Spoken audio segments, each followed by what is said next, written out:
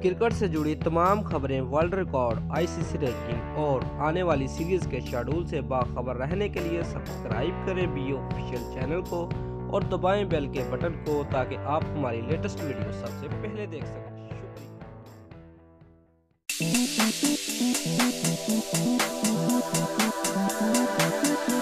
viewers, PSL में Islamabad United और पेशावर ज़ल्मी के दरमियान फाइनल मैच में कामरान अकमल ने अहम मौका पर कैच ड्रॉप किया तो हर जन्म से तनकीद का सिलसिला शुरू हो गया,